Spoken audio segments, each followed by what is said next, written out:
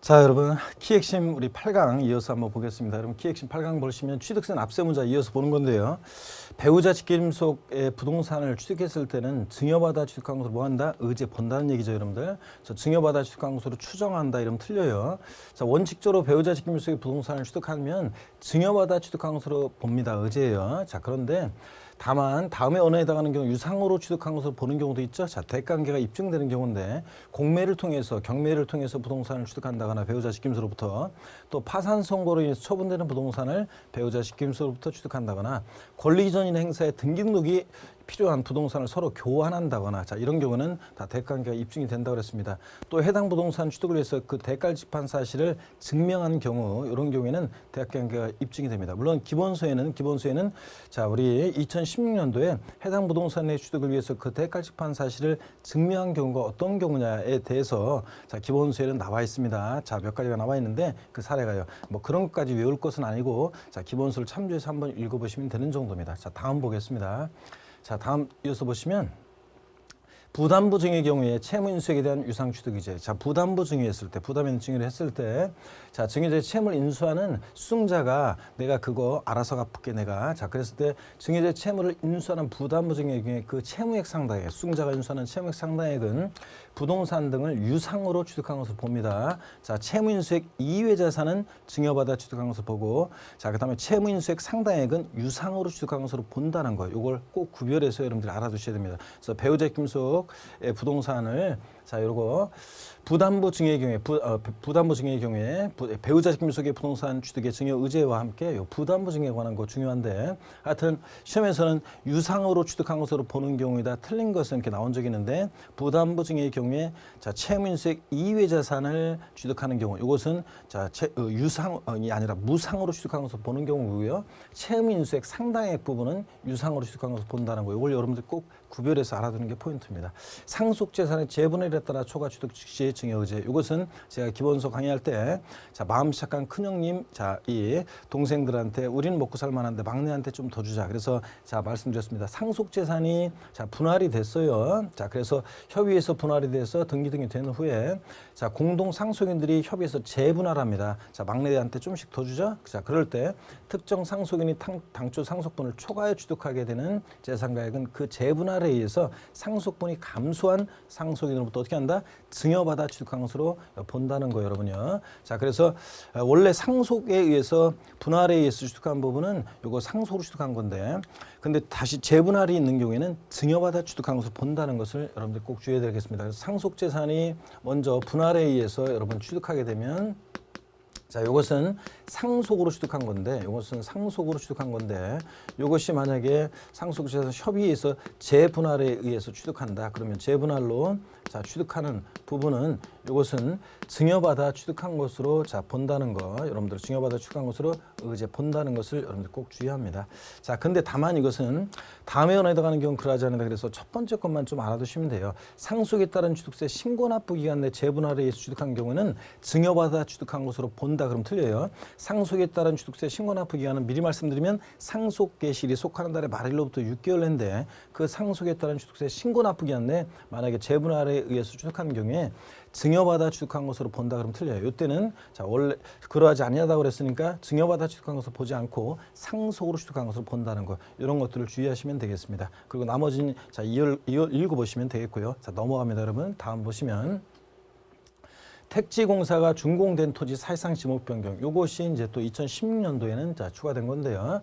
자 공간정보의 구축 관리에 관한 법률에 따라서 자 대지 있죠, 대지 중에서 국토의 계획 및 이관한 법률에 따라서 관련 법령에 따라 택지공사가 준공된 토지 자 지목을 건축물과 그 건축물에 부속된 정원이라든가 부속토지 시설물의 부지로 사실상 변경이 되면서 그 가액의 증가가 있을 때요. 가액의 증가가 있을 때 포인트죠. 또 가액의 증가가 있을 때 그 가액의 증가분을 취득한 것으로 의제 본다는 거. 또 그다음에 신탁재산의 위탁자 지위가 이전됐을 때 자 신탁법 규정에 따라서 신탁재산의 위탁자 지위가 이전인 경우 갑에서 을로 위탁자의 지위가 바뀝니다. 이럴 때 새로운 위탁자가 해당 신탁재산을 취득한 것으로 본다는 거. 이것도 여러분들이 자 신설 규정도 알아두시면 되겠습니다. 자 이렇게 해서 보시고 다음 자 보겠습니다, 여러분. 자 취득세 우리 취득 시기를 봅니다.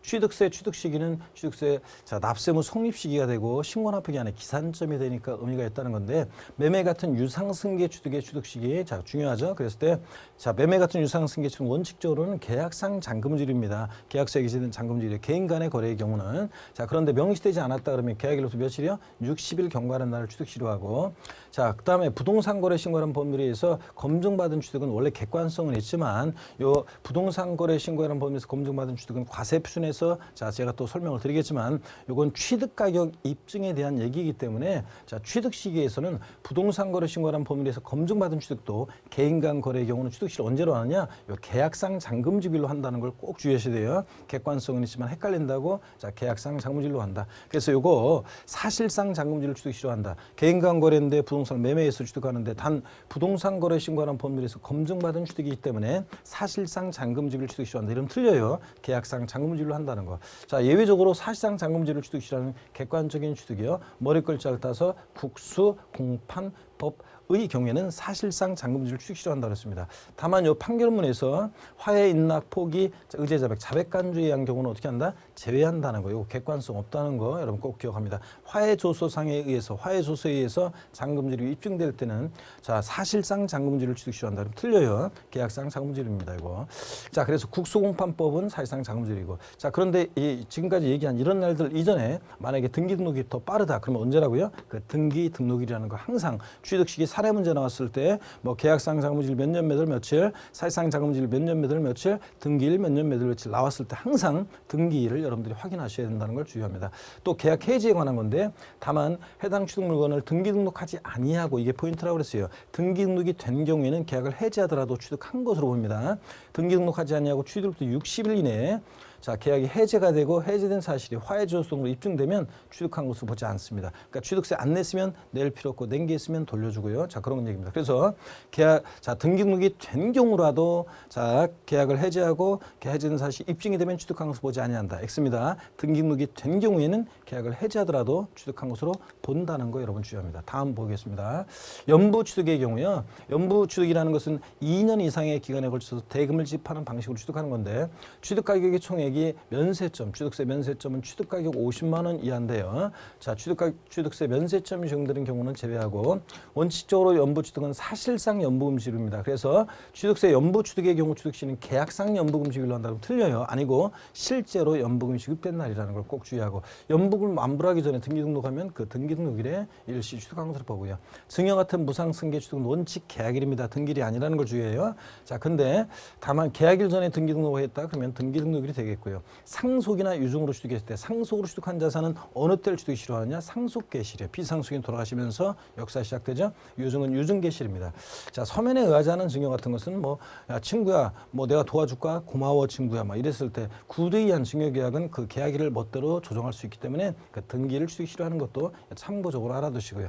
다만 계약 해제 봅니다. 유상승계 취득이나 무상승계 취득이나 취득세 계약 해제 똑같아요. 등기 등록하지 아니하고 취득일부터 60일 이내 계약 해제가 되고 해제된 사실이 화해 조서 등으로 입증될 때 취득한 것을 보지 않는 거지. 만약에 자 등기 등록이 된 경우에는 계약을 해제하더라도 취득한 것으로 봅니다, 여러분. 자 이렇게 해서 자 다음을 또 이어서 봅니다. 자 그래서 여러분들 여기까지가 더 중요했었고요. 또 건축물 건축의 경우 건축했을 때 어떤 때를 취득시로 부르냐 이것도 조금 주의해서 보시면. 자 사용승인서 내주는 날입니다. 근데 사용승인서 내주기 전에 임시 사용승인 받으면 그날이에요. 자 근데 사용승인서 내주는 날 전에 사실상 사용을 하면 사실상 사용일이니까 비교해서 중 빠른 날을 취득시로 합니다. 자 그러니까 결론 건물을 건축했을 때 일반적으로 취득 시기는 사용승인서 내주는 날과 임시 사용승인일 사실상 사용일 중 빠른 날로 한다. OX예요. 맞습니다. 이런 것도 여러분들. 자, 그다음에 도시개발법에 따른 개발사업이나 자, 도정법에 따른 정비사업으로 건축한 주택입니다. 이건 자, 양가로 1번은 일반적인 건축물의 경우 취득시기고 이건 개발사업이나 정비사업으로 건축한 주택의 경우 취득시기는 어느 때로 하느냐? 자, 요거는 환지 방식이 할 때는 환지처분 공고일의 다음 날, 소유권 이전 방식이 할 때는 소유권 이전 공고일의 다음 날 빠지면 틀려요. 과 사실상 사용일 비교해서 중 빠른 날로 합니다. 그래서 자, 요 바꾼다 그러면 개발사업이나 정비사업으로 건축한 주택의 경우 환지 방식 할 때 환지 처분 공고 일과 이러면 틀려요. 다음 날 자 이거 꼭 기억하시면 되겠습니다. 다음 봅니다, 여러분. 자 토지 지목 변경의 경우는 또 그냥 가볍게 또 보시면 돼요. 토지 지목이 사실상 변경된 날과 공부상 지목 변경된 날 중 빠른 날입니다. 그래서 원칙 사실상 지목 변경 예외적 공부상 지목 변경이 아니라 자 동등한 위치에 중 빠른 날이고 예외는 그 전에 뭐 사용하는 부분이 있으면 그 사실상 상일로 하고 이런 것들이에요.